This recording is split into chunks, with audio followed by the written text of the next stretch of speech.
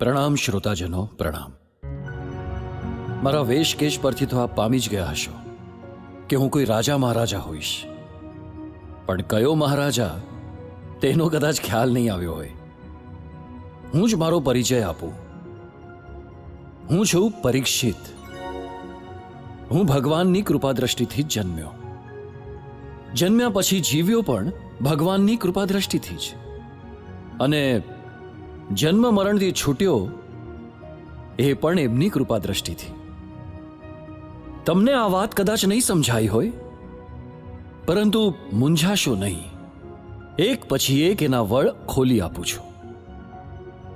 આપ સૌ જાણતા જ હશો, મહાભારતના યુદ્ધ બાદ અશ્વત્થામાએ વિચારેલું, એ 5 પાંડવો તો યુદ્ધમાં ન હણાયા, પણ એ પાંડવોનો કુલદીપક જે અત્યારે ઉત્તરાના ગર્ભમાં છે, એને ગર્ભમાં જ હણી નાખવો. મૂલ નાસ્તિ કુતઃ શાખા. આવા મલિન આશયથી અશ્વત્થામાએ બ્રહ્માસ્ત્ર છોડ્યું ઉત્તરાના ગર્ભ પર. પરંતુ તે અસ્ત્ર હજી ઉત્તરાના ગર્ભને ગાળે તે પહેલા તો ભગવાન મારી રક્ષામાં આવી ગયા, મને બચાવી લીધો. અસ્ત્રને ગર્ભ સુધી પહોંચવા જ ન દીધું. મૃત્યુ સામેના પ્રથમ મુકાબલામાં હું પરાસ્ત ન થયો, એ પણ એમની જ કૃપા દ્રષ્ટિથી.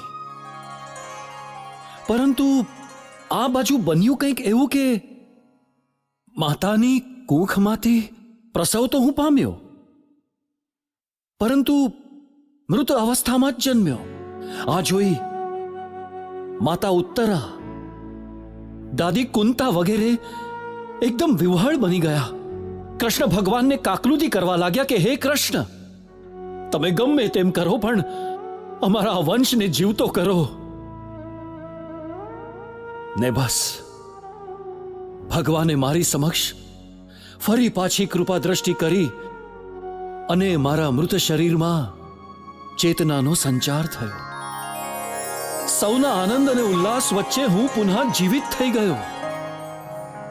મોત સામેના બીજી વખતના આ મુકાબલામાં મારી જીત થઈ, એ પણ એમની જ કૃપા દ્રષ્ટિથી.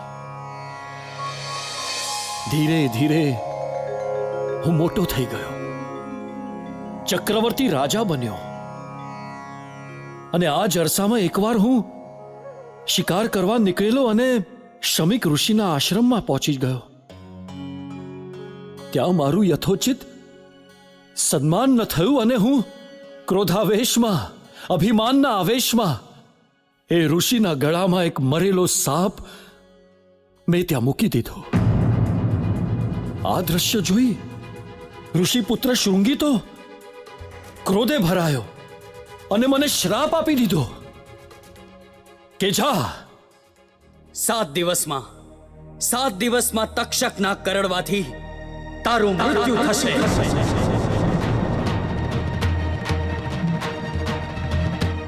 જો કે આ શ્રાપ મારે માથે આવ્યો તેમાં મારી જ અવળચંડાઈ કારણભૂત હતી. કહેવાય છે ને કે હાથના કર્યા હૈયે વાગે જ છે. 7 દિવસમાં મારું મૃત્યુ થવાનું છે એ વિચારથી હું બેબાકડો બની ગયો. બે વાર મને મૃત્યુના મુખમાંથી બચાવનાર, હેમ ખેમ ઉગારનાર કૃષ્ણ પરમાત્મા પણ હવે ચાલ્યા ગયેલા. ધન, વૈભવ, સત્તા, સંબંધી, પદ, પ્રતિષ્ઠા, મહેલોના મદમાં મહાલ તો હું. પ્રથમવાર મને સમજાયું કે આ બધું કેટલું નિરર્થક છે. આમાંથી કોઈ વસ્તુ મને મૃત્યુમાંથી બચાવી શકે તેમ નથી. આ બધું વિચારીને મને સમજાયું કે કેટલી શુલ્લક વસ્તુઓ મેળવવા માટે મેં મારી આખી જિંદગી વેડફી મારી.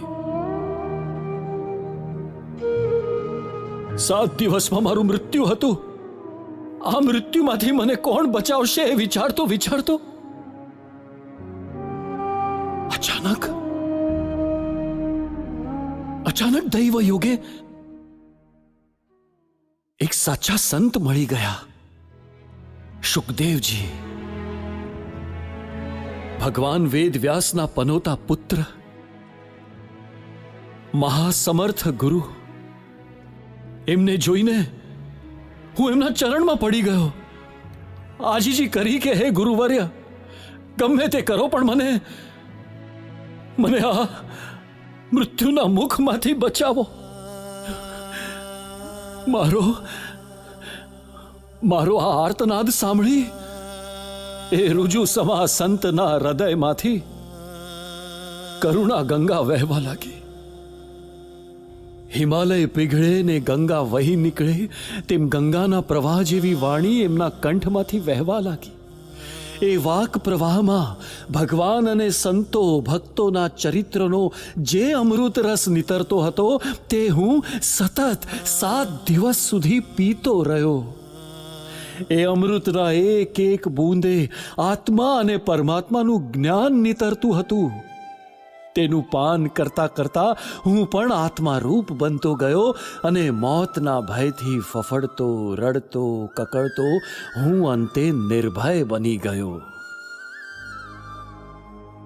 7 દિવસના અંતે મારી સામે તક્ષક નાગ આવીને ઊભો રહ્યો, પરંતુ હું લેશ માત્ર ભયભીત ન થયો.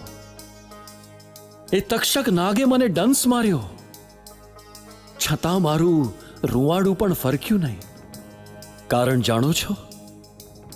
કારણ કે ગુરુએ પીવડાવેલા કથા અમૃતના લીધે હું આત્મારૂપ બની ગયેલો. મને સમજાઈ ગયેલું, અહમ બ્રહ્મ પરમ ધામ, બ્રહ્માહમ પરમમ પદમ, પ્રવિષ્ટો બ્રહ્મ નિર્વાણમ, અભયમ દર્શિતમ ત્વયા. અર્થાત હું બ્રહ્મ છું અને મૃત્યુથી નિર્ભય થઈને ભગવાનના ધામમાં જઈ રહ્યો છું. શ્રોતાજનો, સાચા ગુરુના સાનિધ્યનો આ જ લાભ છે કે તેઓ આપણને મૃત્યુના ભયથી મુકાવી ભગવાનનું ધામ પમાડે છે.